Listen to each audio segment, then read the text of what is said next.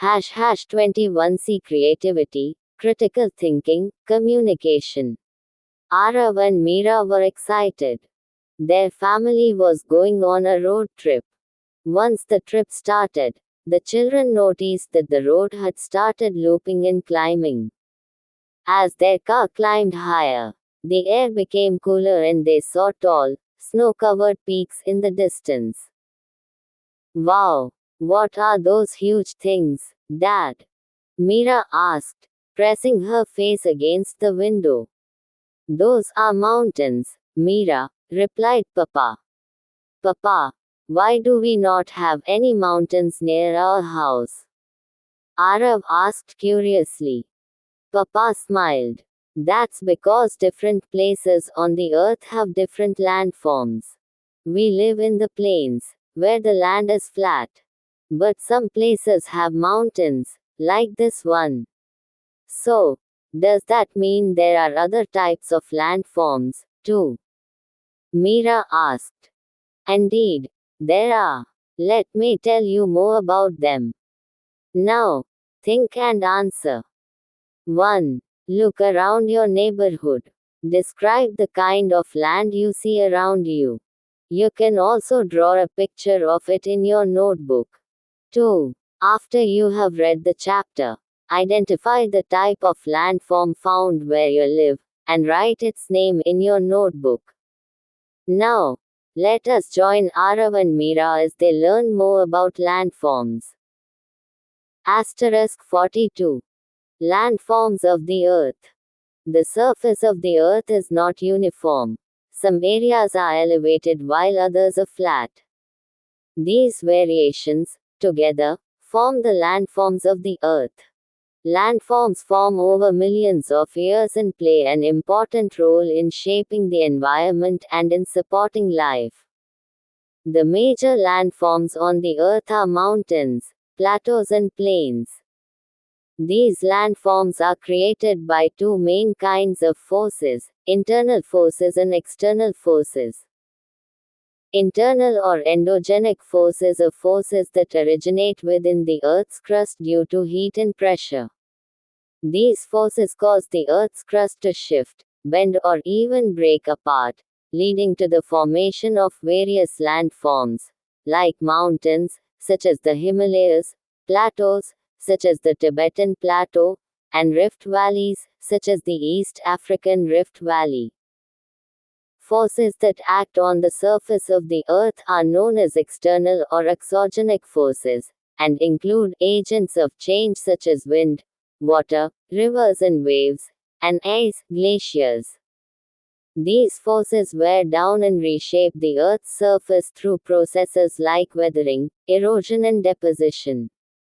Exogenic forces and processes lead to the formation of landforms such as river valleys, plains and beaches.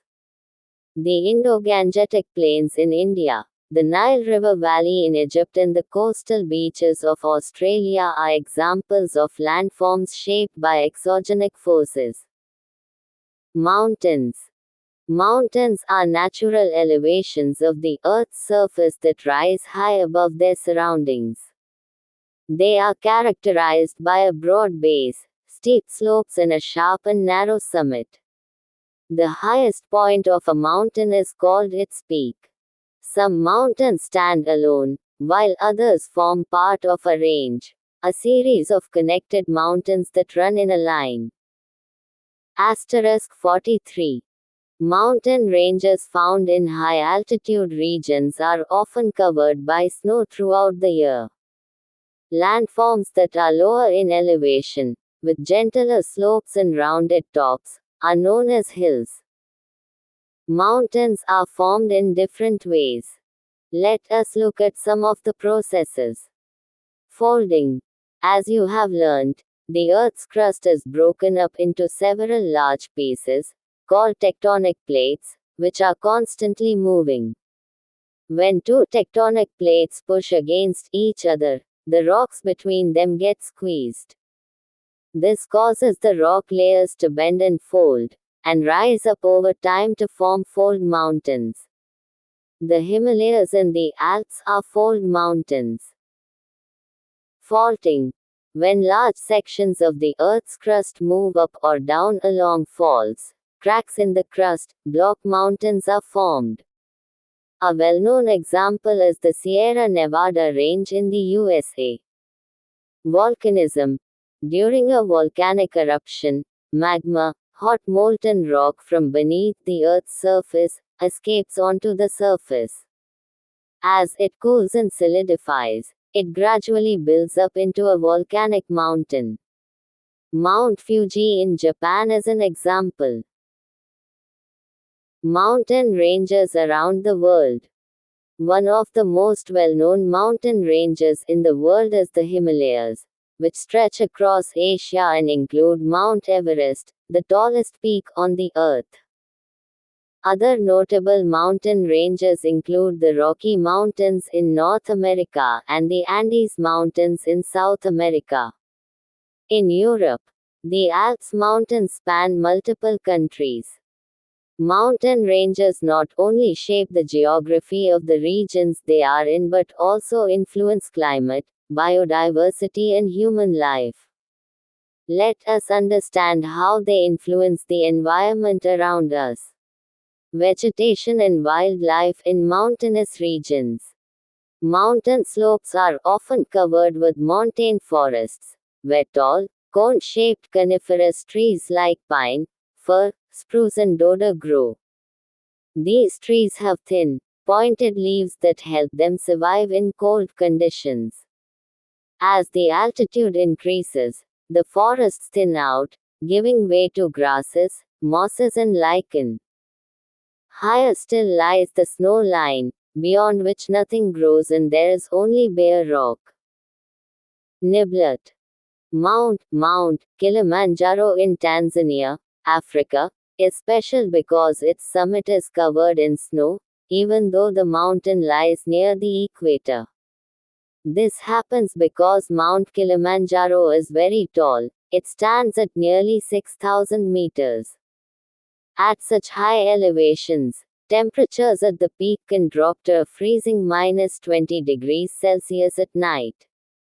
As warm, moist air rises from the lower slopes, it cools with altitude, causing the moisture to condense and freeze, forming the iconic snow cap on Kilimanjaro's summit. Let's do it. 21C. General awareness, visual literacy, EL, epistemic, observation and research skills, ME, visual spatial. Figure 4.4. Uses color coding to represent mountains, plateaus and plains on a world map.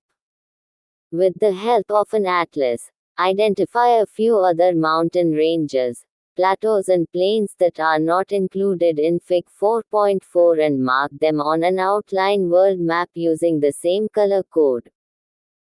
These high-altitude regions are home to diverse fauna, wildlife, such as snow leopards, peregrine falcon, Himalayan tahr, mountain hare, golden eagle, Canadian lynx, yak, ibex, and gray fox.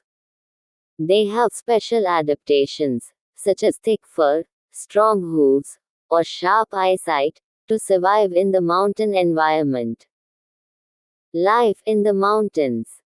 Mountain landscapes are often rugged and steep, making regular farming challenging. Farmers therefore use a method called terrace farming, in which steps are carved into the hillside to create level surfaces for cultivation. This technique helps prevent soil erosion and makes it possible to grow crops such as rice, wheat and potatoes. Farmers are also able to grow crops like tea, apples and medicinal plants, which thrive in the cool climate. In many mountainous areas, herding is a common occupation, as animals like yaks, sheep and goats can graze on the slopes. Tourism is another major source of income in such regions, as visitors are drawn by the fresh air, scenic views and opportunities for adventure sports such as skiing and paragliding. In addition, some mountains have places of religious or cultural significance that attract pilgrims. Challenges of life in mountainous areas. Life in the mountains comes with many challenges due to the harsh environment. Some of them include landslides, flash floods, avalanches, and extreme snowfall. They can cause widespread destruction and loss of lives, and affect services like transport, communication, and healthcare.